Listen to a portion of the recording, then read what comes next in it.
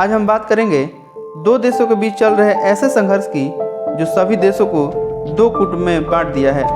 हम बात कर रहे हैं इजराइल और फिलिस्तीन के संघर्ष की। इजराइल फिलिस्तीन संघर्ष दुनिया के सबसे पुराने और लगातार जारी रहने वाले संघर्षों में से एक है। कभी कभी स्थिति घातक चरम तक बढ़ जाती है। इससे क्षेत्र में मौतें और विनाश होता है। इजराइल फिलिस्तीन संघर्ष कैसे शुरू हुआ, फिलिस्तीन और इजराइल का इतिहास क्या है, सब जानेंगे आज के इस वीडियो में।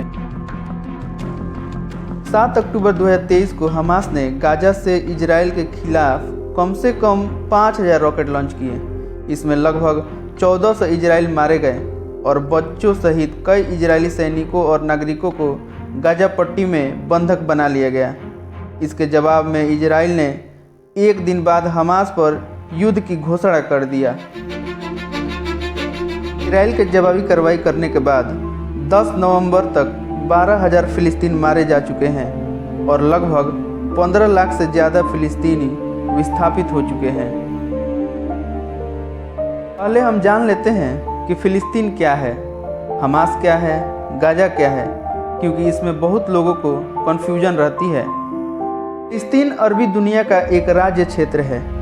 यह इस क्षेत्र का नाम है जो लेबनान और मिस्र के बीच था, जिसके अधिकांश हिस्से पर इजराइल के राज्य की स्थापना की गई है।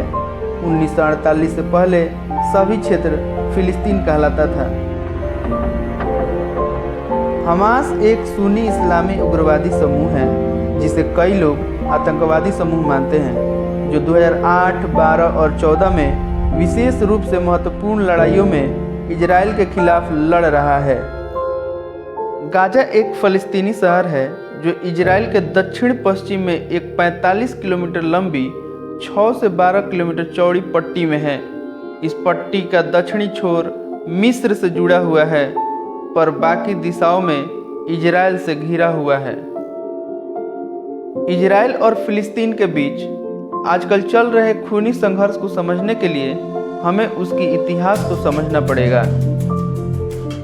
द्वितीय विश्व युद्ध के दौरान नरसंहार के बाद यूरोप से भाग रहे कई यहूदी संगठनों द्वारा अवैध रूप से फिलिस्तीन लाया गया था। तनाव बढ़ गया और अंग्रेजों ने समस्या को नव स्थापित संयुक्त राष्ट्र को सौंप दिया। 1947 में संयुक्त राष्ट्र ने फिलिस्तीन को विस्थापित करने वाले क्षेत्र में अलग फिलिस्तीन और यहूदी राज्यों की स्थापना के लिए मतदान किया। इस योजना को अरबों ने अस्वीकार कर दिया। मई 1948 में इजराइल को प्रधानमंत्री के रूप में डेविड बेन गुरियन के साथ एक स्वतंत्र राज्य घोषित किया गया था। इस घोषणा के बाद 1948 में अरब इजराइल युद्ध छिड़ गया और 5 अरब राज्यों इराक, सीरिया, लेबनान, जॉर्डन और मिस्र ने इजराइल पर हमला कर दिया। 1949 में युद्ध विराम की घोषणा की गई और समझौते के तहत वेस्ट बैंक जॉर्डन को दे दिया गया और गाजा पट्टी मिस्र का हिस्सा बन गया। हालांकि युद्ध जीतने के बाद इजराइल ने संयुक्त राष्ट्र की योजना तहत उससे अधिक क्षेत्र पर नियंत्रण कर लिया।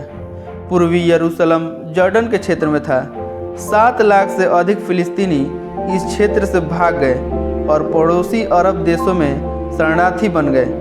फिलिस्तीनी इसको नकबा या तबाही कहते हैं, क्योंकि वे राज्य विहीन हो गए थे। इसके तहत कई युद्ध हुए। 1973 में कीपुर युद्ध, जब सीरिया और मिस्र ने इजराइल के खिलाफ हवाई हमले किए। फिर 1982 में इजराइल ने लेबनान पर हमला किया। इस तरह जब जब युद्ध होता रहा, इजराइल जीतता रहा और फिलिस्तीन वाले क्षेत्र पर कब्जा करता गया। आज हालात ये हैं कि पुराने फिलिस्तीन के लगभग 85% ज़मीन पर इजराइल का कब्जा है। इसी कब्जे वाले क्षेत्र को लेकर फिलिस्तीन और इजराइल के बीच युद्ध होते रहते हैं।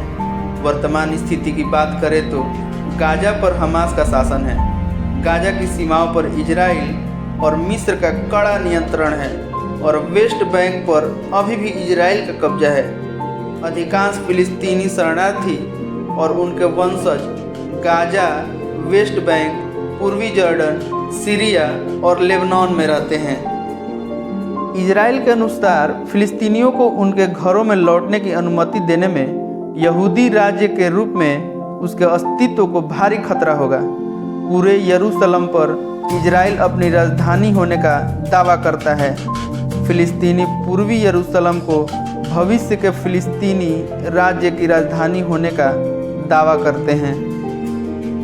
हालांकि इजराइल फिलिस्तीन को एक राज्य के रूप में नहीं मानता है, लेकिन संयुक्त राष्ट्र के 135 से अधिक सदस्य देश इसे मान्यता देते हैं।